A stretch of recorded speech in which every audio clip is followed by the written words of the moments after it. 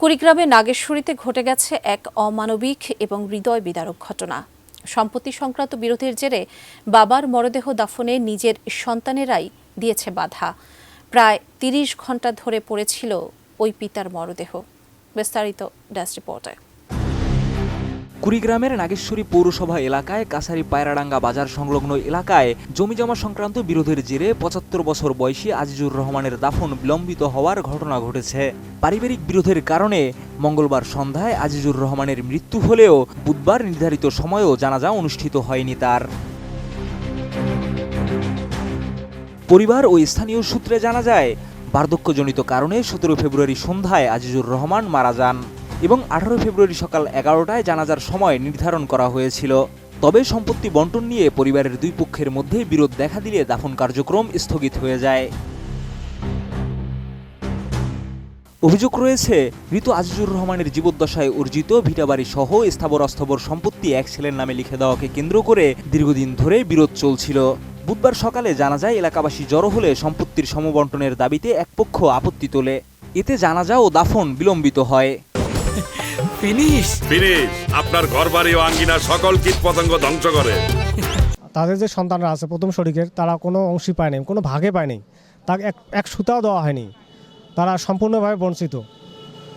এখন এই নিয়ে তারা সবাইকে নিয়ে আমরা বসলাম যে কি করা যায়। তারা সবার পরামর্শে আমরা লাস্টে আটকে দিলাম।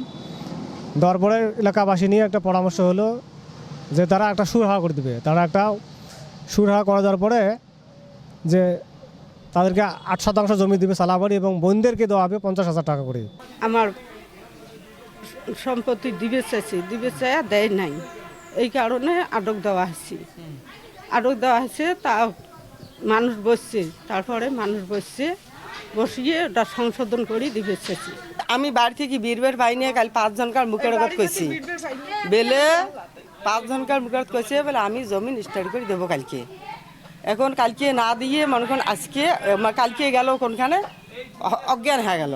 অজ্ঞান হওয়ার পর মনে করেন গেল নাগেশ্বরী মেডিকেল যায়, ওখানে বলে মেডিকেল করিল।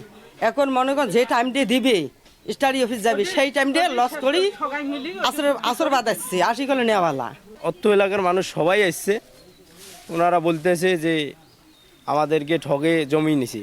আমার সত্যি কথা বলতে আমার ছোট মামা আর আমার মা, আমার নানা আমার ছোটো মামাক আর আমার মা স্বেচ্ছায় জমি দান করছে। এখন ওনাদের দাবি হয়েছে আমরা জোর করে নিছি। এখন তারা তাদের সালাবাড়ি শুদ্ধে নাকি নিছি, এটা তাদের দাবি হয়েছে যে তাদের সালাবাড়িটা শুধু ঠিক করে দিবে। তা অনেকক্ষণ করার পরে আমার ছোটো মামা মেনে নিছে যে তাদের সালাবাড়ি ৮% জায়গা ৮% আমরা ফেরত দেব। দিনভর একাধিক দফা বৈঠকের পর রাত ১০টার দিকে সমঝোতায় পৌঁছায় দুই পক্ষ। সিদ্ধান্ত হয় ২১% ভিটাবাড়ি বন্টন করা হবে।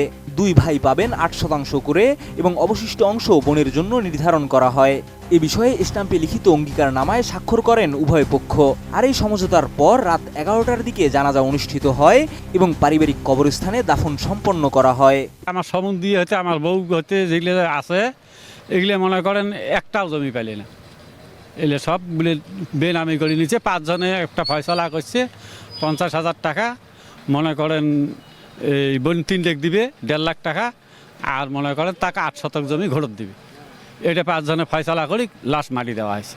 পারিবারিক সম্পত্তি বিরোধের জেরে পিতার দাফন বিলম্বিত হওয়ার এই ঘটনা কুড়িগ্রাম সহ দেশ জুড়ে ব্যাপক আলোচনার সৃষ্টি করেছে।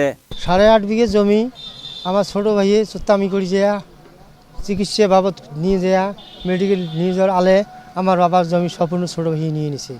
আমার বাস্তব বাড়ি চালা বাড়িটা সেটাও নিয়ে নিছে। আমি এখন কোথায় থাকবো? বোন আছে চারটে বোন, ৪ বঞ্চিত। ওই সংসারের মধ্যে আমার ৪ বোন বঞ্চিত। এখন আমরা জুড়ি বুট করি আসি করলে মাটি দাও, পরে আমি করছি না হবে না, পরে আহা আছে, পরে আজকে ফয়সালা হয়েছে বলে আজকে যা 10টার সময় তোমার জমি রেজিস্ট্রি করতে হবে ৮%। সেই জমিটা এ যাবৎ পর্যন্ত আমার কাছে তাওয়াতুই করতেছে, আমার জমিটাই দিচ্ছে না। আর বোনের ঘরে ৫০,০০০ কোটি টাকা দেওয়ার কথা ছিল, এলা দেয় নেই। জীবদ্দশায় সন্তানের জন্য যিনি ছিলেন আশ্রয়, মৃত্যুর পর তারই সম্পদের হিসাব কষতে গিয়ে সন্তানেরাই যদি দাফনে বাধা দেন, তবে তা কেবল পারিবারিক বিরোধ নয়, মানবিকতারও চরম বিপর্যয় এবং নিঃসন্দেহে সামাজিক ও নৈতিক অবক্ষয়ের প্রতিচ্ছবি। Desk report, ADN news.